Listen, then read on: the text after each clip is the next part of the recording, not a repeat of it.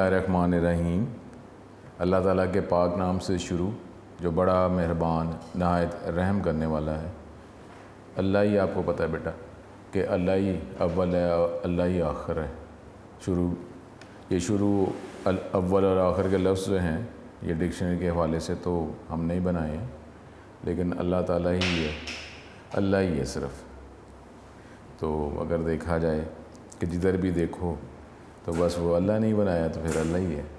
तो इसलिए फिर हमें अल्लाह की इबादत तो करनी चाहिए ना। जो हमसे 70 माओं से ज़्यादा प्यार करता है तो उसकी इबादत करनी नहीं क्या? यानी अब कहा जाता है कि दुनियावी तौर पर जो अगर हम कोई लज़्ज़तें जिस तरह की भी मर्ज़ी कह लें, खा पी के मिलें, जैसे भी मिलें, तो अब ये क्या कहा जाता है कि जी नमाज कायम करो। और जो अल्लाह वाले हैं उनको नमाज जो तवज्जो से पढ़ते हैं तो उनको बहुत ज़्यादा एक सुकून, एक खुशी मिलती है।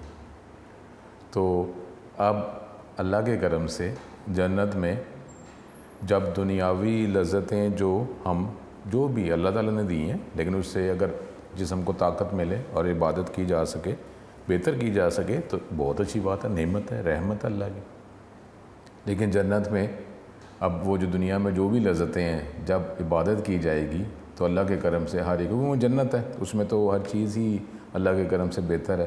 तो जब इबादत की जाएगी तो बहुत ही ज़्यादा उस तरह लज़्ज़त मिलेगी इबादत में।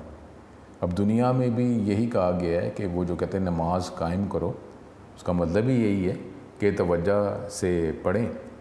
पहला तो यही है कि जिस तरह आप अल्लाह ताला को देख रहे हैं, फिर नहीं तो फिर अल्लाह ताला आपको देख रहे हैं, ठीक। तो ये तवज्जो से तो इतनी ज़्यादा लज़्ज़त मिलेगी। तो दुनिया में भी हमें ये कोशिश करनी चाहिए कि जब हम इबादत करें तो तवज्जो से करें और ऐसा कनेक्शन हो कि हमें ऐसा सुकून और एक लज़्ज़त मिल रही हो।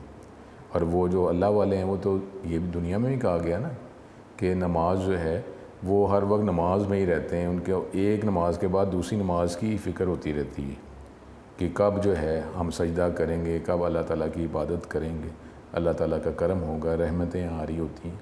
इसी तरीके से कुरान पाक जो है जो पढ़ा जाता है, जब उसे तवज्जो से वो समझ के पढ़ा जाता है और फिर अमल किया जाता है तो ऐसा ही महसूस होता है कि कुरान पाक में जो अल्लाह ताला है वो आपसे ही बातचीत कर रहा है। तो ये आपको पता है कि जब ये बुज़ुर्गों के कौल हैं, ये बातें इल्म में आपके पास मौजूद है कि जब दिल करता है कि मैं अल्लाह ताला से बात करूं तो मैं नमाज़ पढ़ता हूं, जब दिल करता है कि अल्लाह ताला मेरे से बात करे तो मैं कुरान पढ़ता हूं। तब देखें तो सही, आप ये कोशिश तो करें, इंशाअल्लाह ताला अल्लाह करम ही करता है। तो ये फिर दुआ करें, और दुआ जो है वो भी कंजूसी से नहीं करनी चाहिए। उसमें ये नहीं होता कि किसी के लिए दुआ की जाएगी तो आप कहेंगे जो कोई रेशो है, परसेंटेज है, किसी के लिए दुआ की तो मेरी दुआ कम हो जाएगी, ऐसा नहीं होता।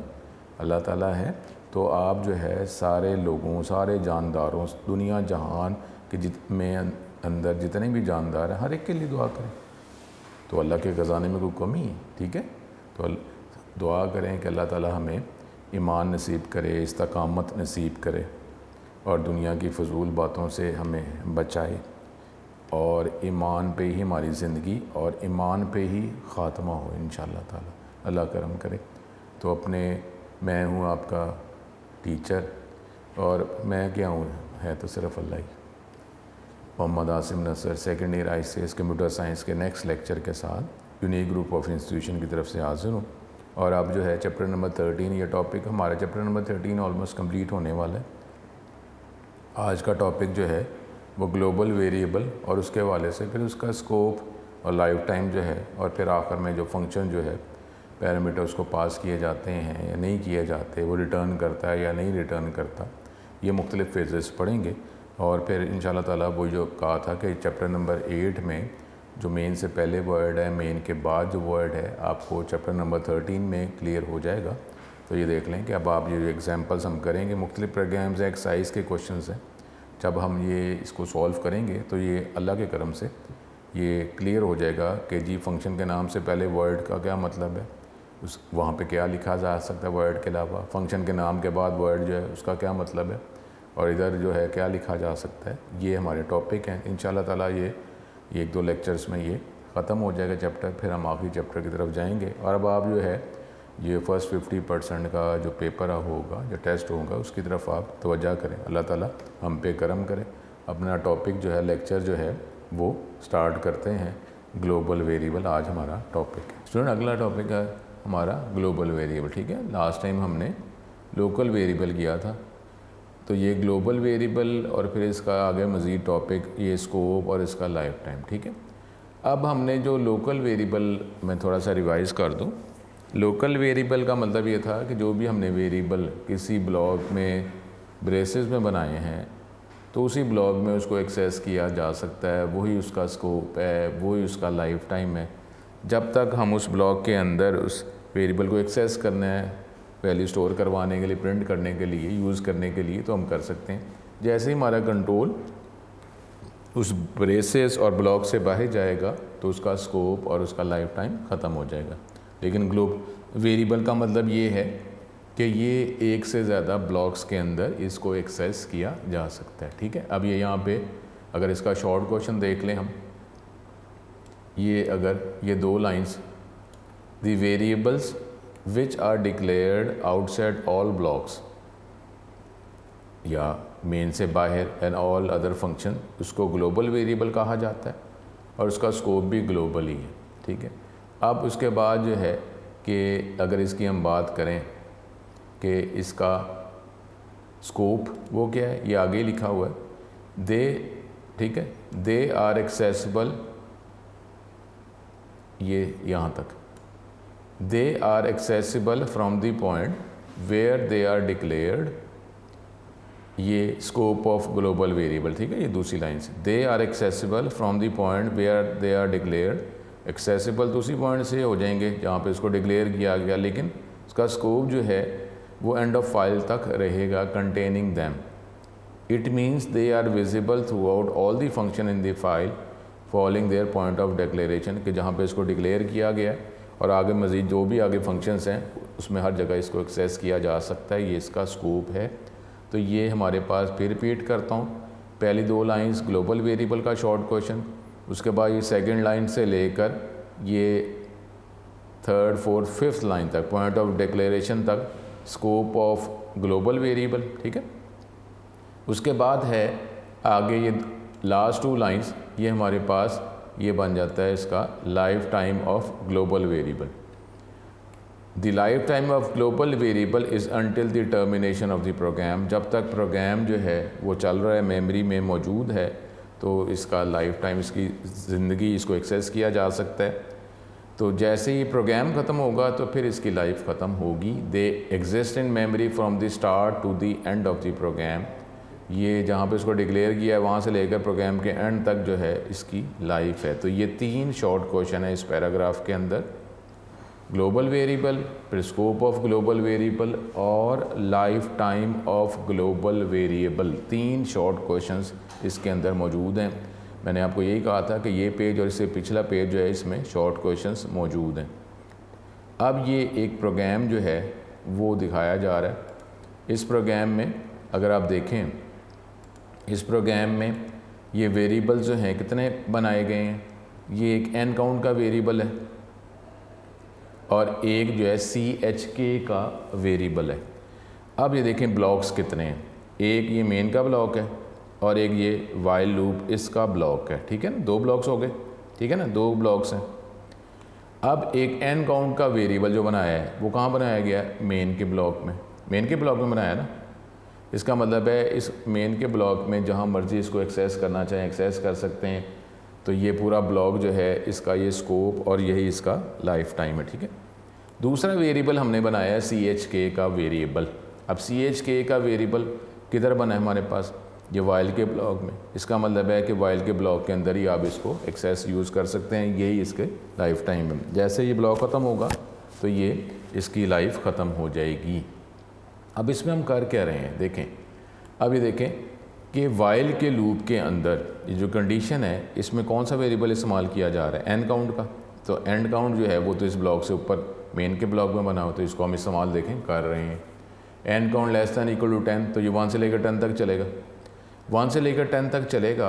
और एक वेरिएबल इसके अंदर बनाया आपने CHK का, ये वेरिएबल डिक्लेयर होता है, डिफ़ाइन होता है और इनिशियलाइज हो जाता है। इसमें इसकी वैल्यू 10 स्टोर करवाते हैं और ये इसी वैल्यू को प्रिंट कर देते हैं 10। फिर CHK का जो वेरिएबल है उसमें आप 1 ऐड कर देते हैं और साथ ही साथ जो है एन काउंट का वेरिएबल जो है वो भी उसमें भी 1 ऐड कर दिया जाता है। इसका मतलब है ये लूप तो आपको क्लियर हो गया कि 10 दफ़ा चल रहा है। लेकिन 10 दफ़ा चलने के बाद करता क्या है, CHK के वेरिएबल जो है इसको 10 पहले इनिशियलाइज़ करवाया, प्रिंट करवाया, इसकी वैल्यू बढ़ाई, बढ़ाने के बाद जब दोबारा लूप चला तो अब क्या हुआ, ये वेरिएबल जो है ये क्या किया आपने, ये दोबारा बन गया, ये बना, फिर इसको आपने दोबारा इसको 10 जो है उसको फिर वैल्यू रखवा दी, फिर प्रिंट करवा दी। तो ये क्या कर रहा है, ये शायद 10 दफ़ा 10 10 10 ही इसने प्रिंट करते रहना। अब इसमें जो बात जो ग्लोबल वेरिएबल की अगर की जाए तो ये देखें एन काउंट का वेरिएबल जो वाइल के ब्लॉक के बाहर मेन के ब्लॉक में बनाया है, तो आप उसको वाइल के ब्लॉक में भी यूज़ कर रहे हैं। तो हमने क्या बात की थी कि अभी आगे हम एग्ज़ाम्पल और भी देखेंगे जिसमें मेन से ऊपर भी इसको हम डिक्लेयर करके देखेंगे। लेकिन इस जो टेक्स्ट बुक के अंदर जो एग्ज़ाम्पल है उसमें मेन के ब्लॉक के अंदर इसको यूज़ करके आगे जो ब्लॉक्स हैं उसमें भी उसको इस्तेमाल किया जा रहा है। तो ये वाइल लूप के वाले से अगर बात की जाए तो ये एन काउंट का वेरिएबल जो है ये ग्लोबल वेरिएबल है अगर हम ये वाइल लूप के वाले से बात करते हैं। और इसमें वाइल लूप के वाले से अगर बात करते हैं तो फिर CHK जो है इसका लोकल वेरिएबल है, ठीक है। अब ये एक्सप्लेन कर रहा है, in this program each repetition of the loop prints the same value of the variable CHK। जब भी ये लूप चलता है तो सेम ही वैल्यू CHK की प्रिंट कर दी जाती है, क्योंकि दोबारा उसको फिर डिक्लेयर करके इनिशियलाइज़ कर दिया, वो एक दफ़ा बनता है, ख़त्म होता है, फिर दोबारा बनता है, फिर उसमें वैल्यू रखवाई जाती है। The addition to the value of CHK will have no effect because at the end of execution of the body of loop the control moves outside the loop body which is also the scope of CHK variable and returns to the while statement। जब ये loop दोबारा चलता है ना, जब दोबारा चलता है तो ये वेरिएबल दोबारा इनिशियलाइज हो जाता है, तो वो जो वैल्यू इंक्रीज़ की होती है तो वो ख़त्म हो जाती है। This causes CHK variable to be destroyed in each repetition. जब भी दोबारा रिपीट किया जाता है तो एक किस्म का ये डिस्ट्रॉय हो जाता है। CHK variable is again created in the next repetition and gets destroyed at the end of the repetition. वो ब्लॉक जब ख़त्म होता है दोबारा चलता है ना, ब्लॉक ही चल रहा है ना बार बार, तो वो दोबारा जो है उसको डिस्ट्रॉय या फिर दोबारा बनता है। This process continues until loop condition is true. जब तक कंडीशन है ट्रू है लूप चलता जाएगा और इसकी आउटपुट हमारे पास क्या आ जाएगी कि 10 दफ़ा ये 10 10 10 ही प्रिंट करता जा रहा है। दूसरी हमारी एग्जांपल जो है इसमें देखें, ये जो हम बात कर रहे थे कि वेरिएबल जो है ग्लोबल वेरिएबल मेन से ऊपर जो देखें, यहाँ पे एन काउंट का जो वेरिएबल है ये आपने मेन के ऊपर बना लिया, ठीक है। अब ये जो एग्जांपल है इसमें काउंटर का फंक्शन भी बनाया गया। अब काउंटर का फंक्शन क्या है, असल में ये काउंटर का एक ब्लॉक ही है ना, ये ब्लॉक। अब इसमें देखें ब्लॉक्स की अगर बात करते हैं तो एक ये मेन का ब्लॉक है और एक ये काउंटर फंक्शन का ब्लॉक है। अदरवाइज़ आपको पता है कि एक वेरिएबल जो लोकल वेरिएबल है वो जैसे ब्लॉक ख़त्म होगा उसकी लाइफ ख़त्म हो जाएगी, उसका स्कोप ख़त्म हो जाएगा, उसको एक्सेस ही नहीं किया जा सकता। लेकिन यहाँ पे एन काउंट का जो वेरिएबल है आपने मेन से ऊपर बनाया है, तो इसका मतलब है कि अब ये मेन के ब्लॉक में भी इसको एक्सेस किया जा सकता है और ये जो काउंटर फंक्शन जो है इसके ब्लॉक में भी उसको एक्सेस किया जा सकता है। अब इसमें आप जो है फिर वही बात ये देखें, ये मैंने आपको पहले भी एक्सप्लेन किया हुआ है, उम्मीद है कि आपको पता होगा। ये फॉर लूप के अंदर ही जो है ये वेरिएबल को डिक्लेयर किया जा रहा है और ये इसको इनिशियलाइज़ किया जा रहा है। तो मैंने आपको टेक्निकली बताया हुआ है कि अगर जो सोर्स फाइल है उसकी एक्सटेंशन CPP होगी तो ये कोड एग्जीक्यूट हो जाएगा। अगर .c एक्सटेंशन है तो ये कोड एग्जीक्यूट नहीं होगा।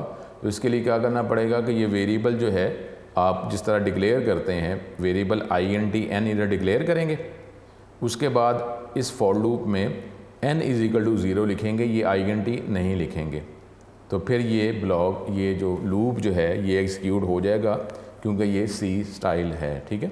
तो अब .c है तो वो इस तरह ये लूप नहीं चलेगा। अगर CPP है तो ये इस तरह चल जाएगा, ये आपको पहले भी मैंने बताया हुआ है। तो अगर ये आप ये अगर ये प्रोग्राम एग्जीक्यूट नहीं होता तो उसका मतलब क्या है कि आप ये फॉर लूप के अंदर ही वेरिएबल n डिक्लेयर कर रहे हैं, इसको डिक्लेयर पहले कर लें, यानी int n ये पहले लिख लें और ये फॉर लूप जो है इसमें लिख दें n = 0 लिख दें, ये int क्रॉस कर दें तो ये लूप एग्जीक्यूट हो जाएगा। ये लूप चल रहा है 0 से लेकर <10 और 2 का इंक्रीमेंट हो रहा है, ठीक है। तो ये हमारे पास 0 फिर 2 का इंक्रीमेंट हुआ 2 4 6 8 10, 0 2 4 6 8 10, ठीक है। तो ये अब ये प्रिंट क्या कर रहा है, n काउंट की वैल्यू क्या है, पहले सबसे पहले 0, इसने 0 प्रिंट करना है। 0 प्रिंट करने के बाद अभी देखें ये काउंटर जो है ये प्रिंट नहीं हो रहा, ये आखिर में होगा क्योंकि ये लूप जो है ये फंक्शन को कॉल कर रहा है, फंक्शन को कॉल करके इसकी वैल्यू बढ़ रही है। ये लूप कितने दफ़ा चलता है, 6 दफ़ा, 0, ठीक है ना, फिर 2 4 6 8 10, 6 दफ़ा चला। 6 दफ़ा चला तो ये 6 दफ़ा उसने इसको एग्जीक्यूट किया। जब 6 दफ़ा एग्जीक्यूट किया, 0 से स्टार्ट किया हुआ है तो ये 0 के बाद 1 2 3 4 5 हो जाएगा, ठीक है।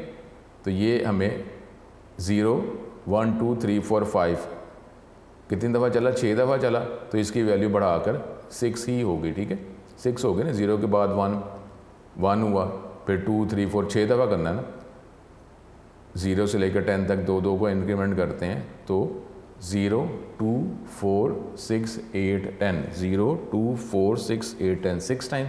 तो 6 टाइम जब इंक्रीमेंट किया जाएगा, 0 जो वैल्यू है उसको जब इंक्रीमेंट किया जाएगा तो 6 हो जाएगा। अब ये फंक्शन को एग्जीक्यूट किया जा रहा है, फंक्शन क्या कर रहा है, फंक्शन सिर्फ n काउंट के वेरिएबल की वैल्यू में 1 ऐड करता जा रहा है।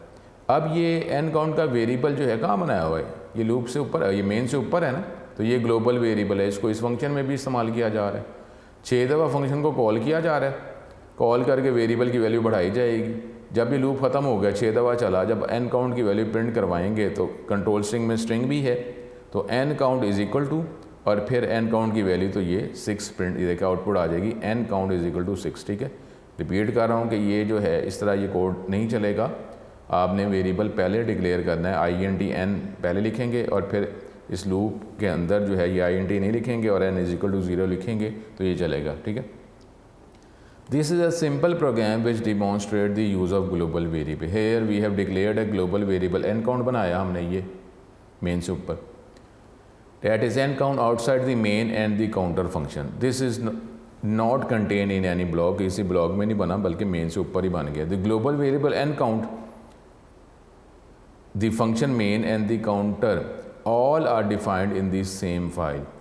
n काउंट भी इसी फाइल में बना है, मेन भी इसी फाइल में बना है और काउंटर का जो फंक्शन है वो भी इसी फाइल में बनाया गया। Because the variable n count is declare on top of the 2 function, therefore it is visible with them. क्योंकि ये आपने मेन से ऊपर बनाया है तो मेन के अंदर भी इसको एक्सेस किया जा सकता है, फाइल है ना, फाइल ही है ना कंप्लीट, और ये जो काउंटर का फंक्शन है उसको में भी इसको एक्सेस किया जा सकता है। The function counter increments the value of n count by 1 each time it is called. जब भी फंक्शन को कॉल किया जाता है तो n काउंट की वैल्यू जो है ये 1 बढ़ा देता है। द मेन जो फंक्शन है execute a loop 6 times and call the function counter to increment the value of n count.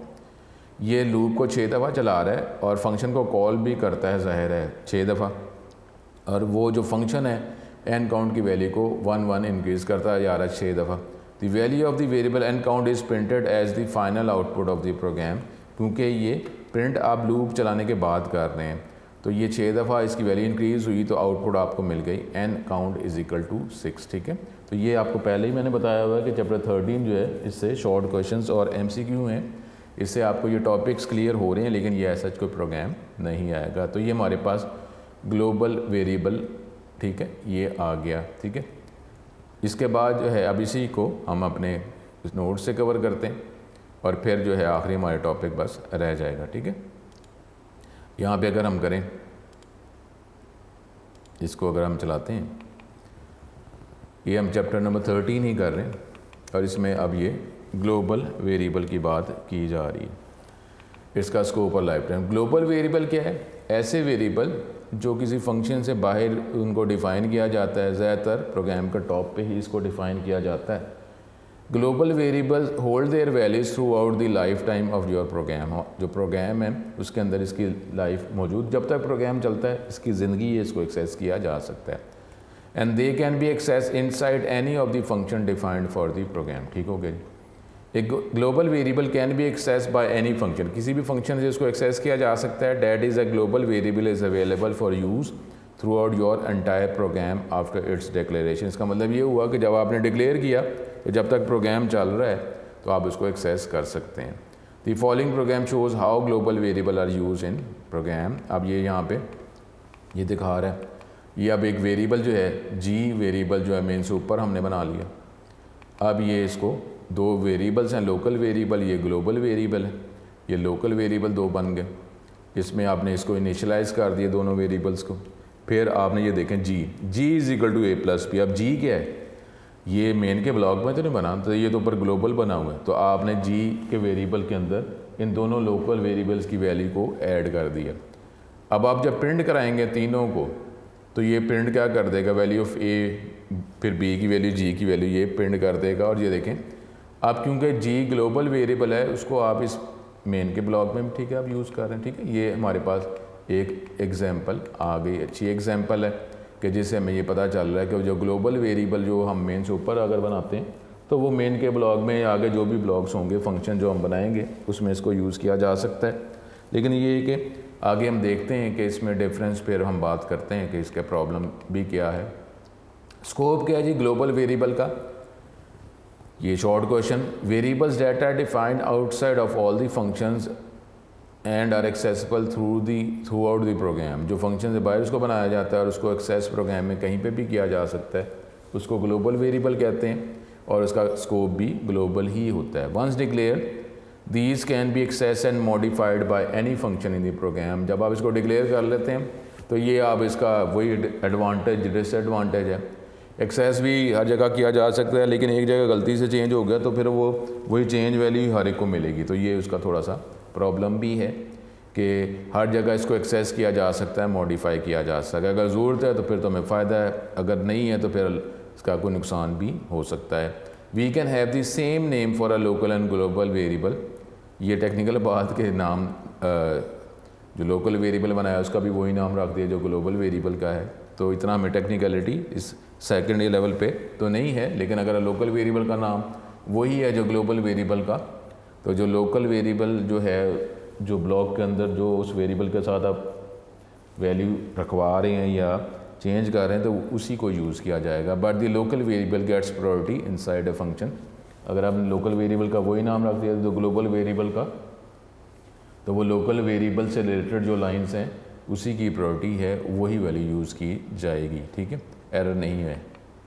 Life time of global variable क्या है, global variable is available for use throughout your entire program after its declaration. जब declare किया तो पूरे आप जब तक programme है तो आप उसको एक्सेस कर सकते हैं, अवेलेबल है।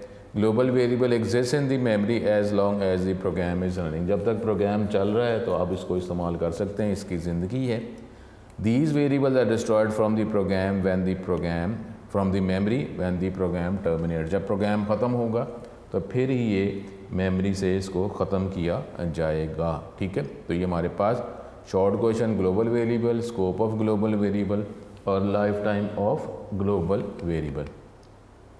अब ये कोई एग्जाम्पल, एक वेरिएबल आपने बनाया GL, ठीक है, G1 GL जो आप कह सकते हैं, ये आपने वेरिएबल बनाया, ग्लोबल वेरिएबल है, मेन सुपर बनाया और एक फंक्शन आपने टेम्प के नाम का बनाया।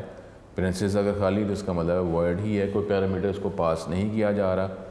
एंटर ए नंबर, आपने एक नंबर जो है वो एंटर किया G1 सपोज, फिर आपने इस वेरिएबल को प्रिंट कर रहे हैं तो जो वैल्यू अगर एंटर की है तो वो इसने आपको प्रिंट करवा दी। फिर आपने फंक्शन को कॉल किया, ठीक है, और फंक्शन को कॉल करने के बाद दोबारा ये G1 जो है इसकी वैल्यू आप प्रिंट करवा रहे हैं। तो मतलब ये हो रहा है कि ये पता चल रहा है कि जब आप वैल्यू एंटर की, एंटर करने के बाद उसकी वैल्यू क्या है, और जब आपने फंक्शन को कॉल किया तो फंक्शन को कॉल करने के बाद जो है उसकी क्या वैल्यू है। आपको पता है कि जब फंक्शन को कॉल किया जाता है तो कंट्रोल उस फंक्शन में चला जाता है, ये फंक्शन है और इसके अंदर जो लाइंस हैं उनको एग्जीक्यूट किया जाएगा।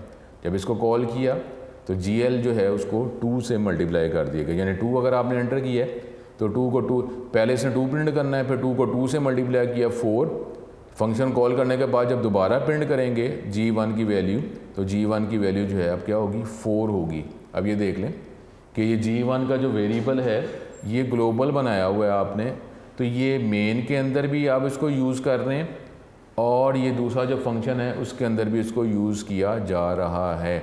तो ये क्या करेगा, अगर 2 एंटर किया है 2 प्रिंट होगा और उसके बाद जब फंक्शन को कॉल किया गया तो ये 4 प्रिंट हो जाएगा। ठीक है, इसके बाद अब ये इसका कोई डिफरेंस है लोकल वेरिएबल और ग्लोबल वेरिएबल का डिफरेंस। ठीक है, शॉर्ट क्वेश्चन के तौर पर आप देख सकते हैं, ज़ाहिर है इतने ज़्यादा पॉइंट्स तो नहीं, 1-2 पॉइंट्स आप लिख देंगे तो ये कवर हो जाएगा। स्कोप इसका क्या है, कंबाइनली सारी बात की जा रही है। लोकल वेरिएबल का स्कोप क्या है, इससे आप सारी बातें जो लोकल ग्लोबल वेरिएबल की हमने पढ़ी हुई हैं तो यहाँ पे उसको हर चीज़ बता दी गई।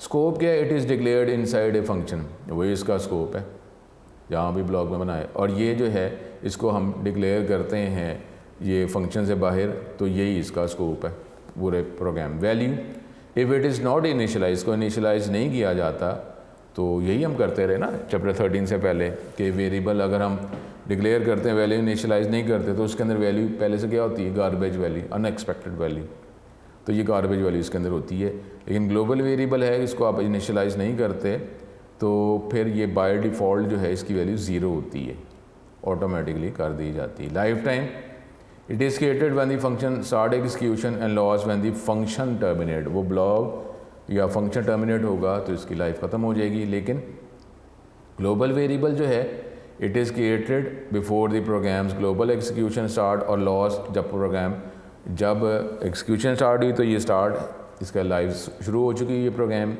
और जब ये प्रोग्राम टर्मिनेट हुआ तो इसकी लाइफ ख़त्म हुई। डाटा शेयरिंग एक ब्लॉक से दूसरे ब्लॉक में पॉसिबल नहीं है, is not possible as data of the local variable can be access by only one function, जिस ब्लॉक में बनाया गया उसी में इसको यूज़ किया जा सकता है, तो इसलिए डाटा शेयर नहीं होगा क्योंकि उसका स्कोप जो है वो ब्लॉक वो फंक्शन ही है। लेकिन इधर हो सकता है क्योंकि ये ग्लोबल है तो किसी भी ब्लॉक में फंक्शन में इसको एक्सेस किया जा सकता है। Data sharing is possible. ठीक है, पैरामीटर एक ब्लॉक से दूसरे ब्लॉक में अगर किसी लोकल वेरिएबल की वैल्यू लेके जानी है तो पैरामीटर पास किया जाएगा। पैरामीटर के ज़रिए जब आप पास करते हैं वैल्यू तो फिर वो एक लोकल वेरिएबल की वैल्यू एक ब्लॉक से दूसरे ब्लॉक में जाती है, एक फंक्शन से दूसरे फंक्शन में जाती है।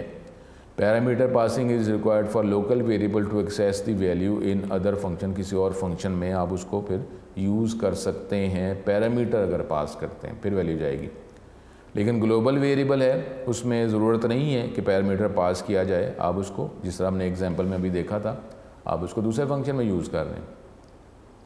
Parameter passing is not necessary as it is visible throughout the program. Modification when the value of the local variable modified in one function, एक फंक्शन में अगर आप लोकल वेरिएबल को चेंज कर रहे हैं तो इसका दूसरे फंक्शन में अगर वही नाम है तो उसमें कोई इसका इफेक्ट नहीं आएगा क्योंकि वो तो लोकल वेरिएबल है। वो एक फंक्शन में इसमें अगर नाम सेम भी है दूसरे फंक्शन के अंदर तो वो अलग वैल्यू, उसकी अलग वैल्यू, उसका इफेक्ट दूसरी फंक्शन के अंदर सेम वेरिएबल जो लोकल वेरिएबल है उसकी वैल्यू पे नहीं होगा। लेकिन अगर आप इसको चेंज करते हैं, ये इसका advantage disadvantage, when the value of the global variable is modified in one function changes are visible, वो कहीं पर भी प्रोग्राम में उसकी वैल्यू मिल जाएगी। तो अगर चेंज करेंगे तो वही चेंज्ड वैल्यू ही आगे कंटिन्यू होगी। ये advantage disadvantage. Access local variables can be access with the help of statements inside a function. ठीक है, और ये आप कर सकते हैं, ये भी पूरे प्रोग्राम के अंदर किसी भी स्टेटमेंट की मदद से इसको एक्सेस किया जा सकता है। रिस्ट्रिक्शन, जब भी कंट्रोल जो है ये ब्लॉक या फंक्शन से बाहर जाएगा, लीव होगा तो ये लोकल वेरिएबल डिस्ट्रॉय हो जाएंगे। लेकिन ग्लोबल वेरिएबल जब प्रोग्राम टर्मिनेट होगा तो फिर ही ये ग्लोबल वेरिएबल जो है ये टर्मिनेट होंगे। ठीक है, तो अब यहाँ पे हम अगला अब देखते हैं, अगला टॉपिक पहले टेक्स्ट बुक के वाले से देख लेते हैं। ये हमारे पास दो बस टॉपिक्स हैं टेक्निकली। एक जो पैरामीटर पास किया जाए, पहले है फंक्शन विदाउट आर्गूमेंट्स, ये हमने पहले डिस्कस कर लिया हुआ है कि ये अगर फंक्शन है जिसको आप आर्गूमेंट नहीं दे रहे तो ये एक प्रोग्राम ही है सिर्फ। ठीक है, इसमें कोई शॉर्ट क्वेश्चन हमारे पास नहीं है। तो इसमें देखें कि ये फंक्शन जो है ये प्रिंट एस्ट्रिक का फंक्शन है और ये प्रोटोटाइप है। इसके वाले सारी हेडिंग लगाई हुई है टेक्स्ट बुक में कि ये फंक्शन की प्रोटोटाइप है कि फंक्शन एक प्रिंट एस्ट्रिक्स है और ये कोई वैल्यू रिटर्न नहीं करता और ना ही ये इसको कॉल करते हुए पैरामीटर प्रोवाइड करना है। ये फंक्शन को कॉल किया गया। जब यहाँ पे आते हैं फिर ये वही बात मैं बार बार कर रहा हूँ कि ये .c फाइल होगी तो ये कोड एग्जीक्यूट नहीं होगा। तो इसलिए आपको जिस तरह INT इनर लिखा है तो कॉमा लगा के आउटर इधर ही लिख लें, फिर ये INT आप यहाँ से ये वर्ड क्रॉस कर दें तो ये एग्जीक्यूट होगा। मैं बार बार कर रहा हूँ ये इस तरह एग्जीक्यूट, अगर .cpp सोर्स फाइल की एक्सटेंशन है तो फिर एग्जीक्यूट हो सकता है, फिर ही होगा, ऐसे नहीं होगा। ये जो है ये C++ स्टाइल है तो ये आप INT outer is equal to 7 जो है ये एग्जीक्यूट नहीं होगा कि जब आप सोर्स फाइल की एक्सटेंशन .c होगी। तो ये आप INT इनर कॉमा आउटर कर दें सेमीकोलन और ये यहाँ पे फॉर लूप में सिर्फ लिखा हो आउटर इज इक्वल टू 7, ये INT नहीं लिखना, तो ये एग्जीक्यूट हो जाएगा। ये क्या कर रहा है कि ये 7 दफ़ा देखें, ये है हमारे पास ये 7 6 5 4 3 2 1, ये हम ऑलरेडी पहले कर चुके हुए कि ये क्या कर रहा है कि ये फंक्शन को कॉल कर रहा है और फंक्शन जो है वो क्या कर रहा है कि ये पहले हमने बात क्या की है कि आउटर लूप जो है किसको रिप्रेजेंट करता है, रो को। तो ये अब 7 से 1 चल रहा है। 7 से 1 क्यों चल रहा है? क्योंकि इसी को हम यूज़ कर लेंगे क्योंकि पहली रो में जो हमारे पास जो कॉलम्स हैं 7 हैं, कॉलम्स हैं 7 स्टार प्रिंट हो रहे हैं, फिर 6 5। तो इसलिए अगर हम जो आउटर लूप जो है अगर 7 से 1 चला देते हैं तो उसी वेरिएबल को हम इनर लूप की लिमिट लगा सकते हैं। ये देख लें ये 7 है ना, तो ये लूप 1 से लेकर 7 तक चलेगा, फिर 7 के बाद 6 हो जाएगा तो ये लूप इनर लूप 1 से 6 चलेगा। तो ये ज़रा हमें जितनी आप प्रैक्टिस करेंगे तो उतना ही पता चलेगा कि आउटर लूप इनर लूप जो है उसकी वैल्यू जो है आपने इंक्रीज़ करनी है या डिक्रीज़ करनी। तो ये स्टार प्रिंट कर रहा है, एक दफ़ा जब स्टार प्रिंट कर देता है बैकस्लैश अगली लाइन पे ले जाता है, ठीक है। तो ये हमारे पास इसमें देख लें कि ये इसमें कोई पैरामीटर पास नहीं किए गए। It tells the compiler about the function, it's return type and the number of parameters void in this case, ठीक है। तो ये हमारे पास जो है ना इसको कोई पैरामीटर पास किए गए हैं और ना ही ये कोई रिटर्न कर रहा है, ठीक है। तो ये हमारे पास ये टॉपिक। अब इसके बाद जो है एक टॉपिक ही हमारा रह गया है। अब इसको आप बड़े आराम से, बस आखिरी टॉपिक है हमारा कि जी फंक्शन जो वैल्यू रिटर्न भी करे और वैल्यू भी एक्सेप्ट करे, ठीक है। अब यहाँ पे आखिरी टॉपिक है तो ये देख लें हमारी जो ये चैप्टर ही ख़त्म हो रहा है यहाँ पे। तो आखिरी टॉपिक है, इसको मुख्तलिफ एग्जांपल से, क्योंकि एक्सरसाइज के अंदर भी क्वेश्चंस मौजूद हैं तो इसको आप प्रैक्टिस करते रहें। प्रैक्टिस करते रहेंगे तो ये टॉपिक क्लियर हो जाएगा, कोई ऐसा प्रॉब्लम नहीं है, ठीक है। तो चैप्टर नंबर 13 में आपको कहा हुआ है कि कोई हमारे पास लॉन्ग क्वेश्चन नहीं आता, तो इसलिए इसकी जैसा प्रैक्टिस कर लें ताकि इसे शॉर्ट क्वेश्चंस को कवर करने के लिए प्रैक्टिस की होगी तो शॉर्ट क्वेश्चन जो है उसकी अंडरस्टैंडिंग हो जाएगी। तो जब आप लिखेंगे तो बेटर लिखा जा सकता है। अब ये एक हमारे पास एक फ़ंक्शन है, ये अब अगला टाइप है कि जो फंक्शन जो है वैल्यू रिटर्न भी कर रहा है और आर्गुमेंट भी रिसीव कर रहा है। अब यहाँ पे जो हमने जो फंक्शन हेडर की जो जनरल फॉर्म वो दोबारा सिंटेक्स बताया कि ये रिटर्न टाइप होती है, फंक्शन का नाम होता है, पैरामीटर की लिस्ट होती है, ठीक है। अब यहाँ पे देखें ये जो एग्जांपल है इसके अंदर ऐड का फंक्शन बनाया गया है। तो ऐड के फंक्शन से पहले रिटर्न टाइप क्या है, INT, ठीक है। इसकी प्रैक्टिस भी हम करेंगे। ये अब रिटर्न करेगा वो इंटीजर टाइप की वैल्यू होगी और इसको कॉल करते हुए पैरामीटर लिस्ट के अंदर 2 पैरामीटर्स बताए हैं, एक N1 और N2। N1 की टाइप इंटीजर है, N2 की टाइप इंटीजर है। इसका मतलब है इस फंक्शन को कॉल करते हुए फंक्शन को कॉल कहाँ किया जा रहा है, ये देखें। तो ये इसको पैरामीटर्स A और B पास किया जा रहा है। 2 पैरामीटर्स देने ही देने हैं क्योंकि ये रूल में प्रोटोटाइप में लिखा हुआ है। A जो है जो वेरिएबल है उसकी टाइप भी इंटीजर है, B उसकी टाइप भी इंटीजर है और यही रूल में लिखा हुआ है, ठीक है। जब भी आपने ऐड के फंक्शन को कॉल करना है 2 पैरामीटर्स देने ही देने हैं और उसके बाद जो है दोनों पैरामीटर्स की टाइप भी इंटीजर ही होगी, रूल में यही लिखा हुआ है। अगर आप प्रोटोटाइप में ये कुछ और है और आप कॉल किसी और तरीके से करें तो सिंटैक्स एरर आ जाएगा। जब आपने फंक्शन को कॉल किया तो कंट्रोल इस फंक्शन में आ गया, दो वैल्यूज़ आप एंटर कर रहे हैं, सपोज़ 5 और 2, सपोज़ 5 और 2, ए की वैल्यू 5, बी की वैल्यू 2।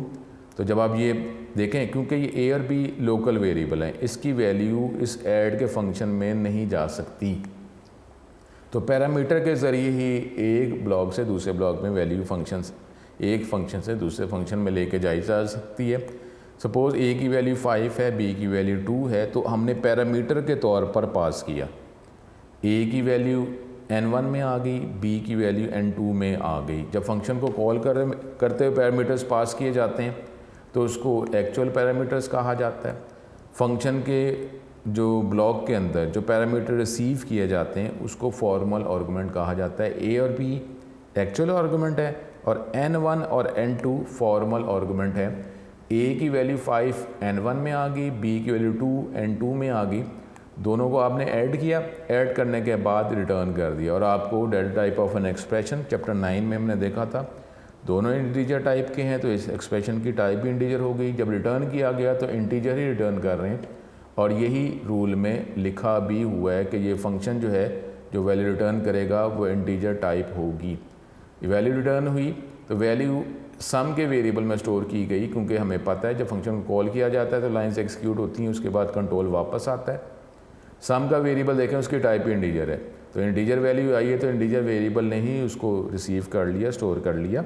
जब हम प्रिंट करवाएंगे तो ये 5, 2 और इसका जो सम जो यहाँ पे आपने फंक्शन में सम की है उसको सम 7 करके आपको दिखा देगा। तो ये ऐड का फंक्शन है, जो भी वैल्यूज़ आप देंगे, सपोज 12 50 है तो ये 27 प्रिंट कर देगा।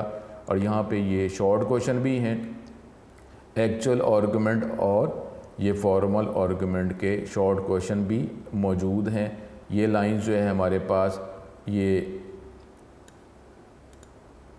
ठीक है, ये लाइंस जो है ये हमारे पास एक्चुअल आर्गुमेंट, एक्चुअल पैरामीटर्स आ जाते हैं और उसके बाद फिर बाकी ये नीचे वाली लाइंस जो हैं ये 3 लाइंस, ये फॉर्मल आर्गुमेंट, फॉर्मल पैरामीटर या डमी आर्गुमेंट, डमी पैरामीटर का शॉर्ट क्वेश्चन है। ठीक है, तो ये इसको हम दोबारा नोट्स के वाले से भी कवर कर लेंगे। नेक्स्ट लेक्चर में आपसे दोबारा मुलाकात होती है। अपना बहुत ज़्यादा ख्याल रखें।